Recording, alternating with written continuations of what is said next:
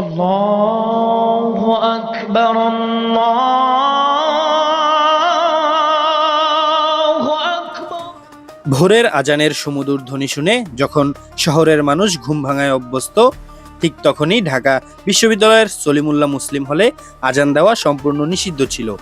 বিগত সরকারের আমলে ছাত্রলীগের নেতাদের ঘুম যেন নষ্ট না হয়, সে কারণেই তারা সলিমুল্লাহ মুসলিম হলের মসজিদের মাইক বন্ধ রাখতেন, এমনটাই অভিযোগ করছেন শিক্ষার্থীরা। বিগত সরকারের আমলে আমাদের সলিমুল্লাহ মুসলিম হল নিয়ে অনেক বিভিন্ন রকমের চক্রান্ত আমরা দেখেছি।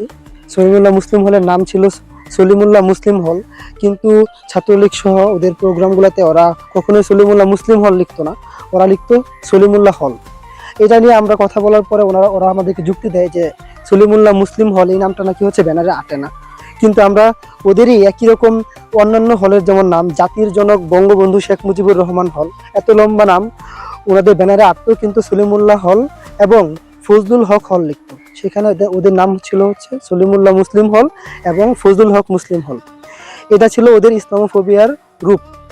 আর তখনকার টাইমে কেউ যদি গিয়ে হচ্ছে নামাজ পড়া বা মসজিদে আজান দেওয়ার ব্যাপারে কথা বলতো, তাকে নিয়ে বিভিন্ন রকমের সন্দেহ, তার রাজনৈতিক ব্যাকগ্রাউন্ড, সে কোন দল করে, কেন এগুলো নিয়ে কথা বলবে, এগুলো নিয়ে অনেক ঘাটানোর চেষ্টা করতো এবং ইভেন সে হলেও থাকতে পারতো না।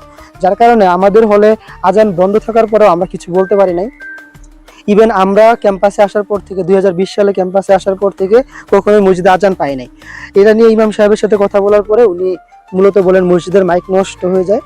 এরপরে ঠিক করতে গেলে ছাত্রলীগের ওরা বলে যে ফজরের আজানের সময় ওদের ঘুমের ডিস্টার্ব হয়, এটা বলে আমাদেরকে হচ্ছে মাইক ঠিক করতে দেয় না।